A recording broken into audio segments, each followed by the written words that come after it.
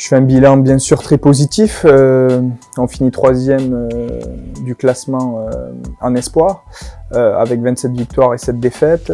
On finit avec la meilleure défense du championnat, avec à peine plus de 60 points encaissés par match, qui est quand même très très positif. On se fait éliminer en 8e de finale de Coupe de France face à Pfaffstadt, qui est le vainqueur de la Coupe de France. Et on perd en demi-finale du Trophée du Futur face à Cholet qui a gagné le titre. Donc oui, on n'est pas allé au bout de certaines compétitions, mais on a quand même fait une saison très performante en termes de résultats et également très performante en termes de développement individuel, parce qu'on a vu des joueurs qui ont énormément progressé au fur et à mesure de la saison et qui ont réussi à s'affirmer, à progresser dans leur basket. Donc le bilan est positif aussi bien collectivement qu'individuellement.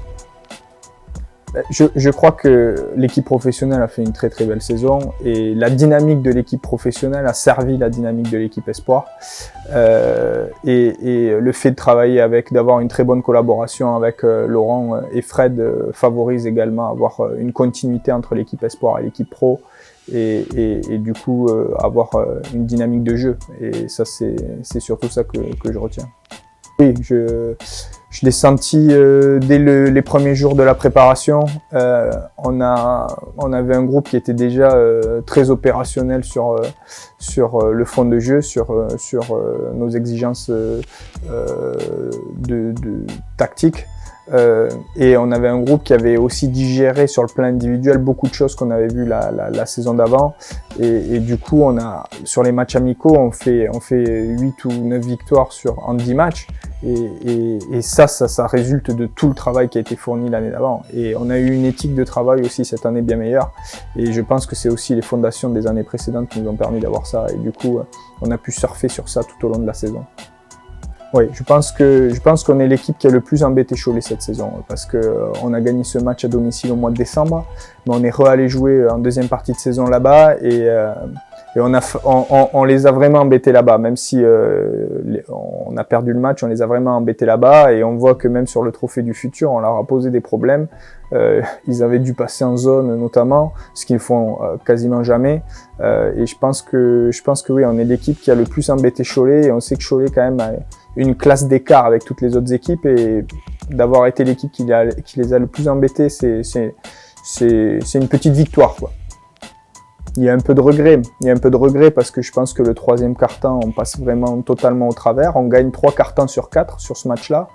Et le 3e quart-temps, on passe au travers. Et notamment, on passe au travers défensivement. Et je pense que si on prend pas cet éclat dans le 3e quart-temps, le dernier quart-temps, c'est pas le même. Et on aurait pu davantage faire tourner le match. Et il y a un petit peu un regret sur ce 3e quart-temps contre Cholet. Après, ce Trophée du Futur, c'était la récompense pour tout un club aussi, pour montrer que la formation est en train de prendre un nouvel élan. Et donc, le trophée est quand même une réussite dans le sens où on a pu montrer qu'on était quand même compétitif par rapport aux autres centres de formation, aux autres gros centres de formation. On était de nouveau compétitifs et ça, c'est très positif. Louis, il a eu une progression ces 2 dernières années très importante. Elle s'est faite en 2 étapes. Déjà l'année dernière, il y a eu une grosse progression et cette année, souvent ça plafonne pour les joueurs. Et lui, il a eu une double progression cette année. Et il a réussi à saisir sa chance dès les matchs de préparation l'été dernier. Et derrière, ça a permis au coach d'avoir une confiance en lui et de pouvoir l'installer déjà d'abord sur des fins de match et après en Coupe d'Europe de l'installer sur des moments où il y a eu David de blessé, où il y a eu des problèmes de faute ou de récupération. Et il a pu prendre des minutes à ce moment-là et il les a à chaque fois plutôt bien prises. Et donc du coup, il a réussi à s'imposer avec cette équipe-là. C'est bien parce que ça donne de l'appétit pour les autres jeunes du centre de formation de dire bon voilà, Louis il a réussi à le faire, on aimerait nous aussi pouvoir le faire, on va travailler pour le faire, donc c'est dynamisant pour tout un centre de formation. Bon, on a 4 joueurs qui ont fini leur cursus de formation, Louis Weber, Damien Archinard, Gary Berchel et Leroy d'Alexis, donc ces 4 joueurs vont nous quitter. Bon, on leur souhaite bonne route, c'est des joueurs qui ont eu un état d'esprit irréprochable et qui ont vraiment beaucoup bossé ici à Dijon et qui ont contribué grandement à au redéveloppement du centre de formation. Maintenant, on passe sur une nouvelle... on va tourner une page, on repart pas d'une page blanche parce qu'on va garder quand même 6 éléments de la saison précédente. Donc ça nous permet d'avoir quand même une base quand même solide. Et on va recruter 5 joueurs. Donc on va partir avec un effectif de 10 joueurs, plus un intérieur qu'on a pris aussi en développement, qui est un petit peu vert encore, mais qu'on va faire travailler pour qu'il puisse être opérationnel sur les prochaines saisons. Voilà. Ben, cette année, on a réussi à concurrencer les gros centres de formation, mais on l'a fait sur une année. Maintenant, on est sur la deuxième phase. Là, ça fait 3 ans que j'ai l'équipe Espoir. On est sur une deuxième phase. Là, pour l'instant, on était sur une phase de croissance.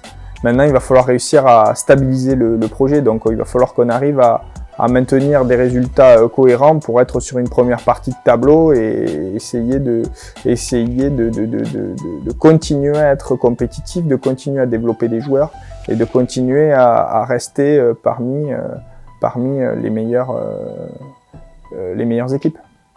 Pour dernier mot, je voudrais remercier mon staff, Adrien Curie, mon assistant, et Thomas Danic, mon préparateur physique. Ils ont énormément travaillé tout au long de l'année. Ils ont contribué à la réussite sportive de cette équipe Espoir. Et je voulais remercier aussi les bénévoles qui ont par diverses manières beaucoup aidé pour faciliter la vie du centre de formation et de l'équipe Espoir. Et donc j'invite tout le monde à repartir la saison prochaine pour relever les nouveaux défis du centre de formation de la JDA Dijon.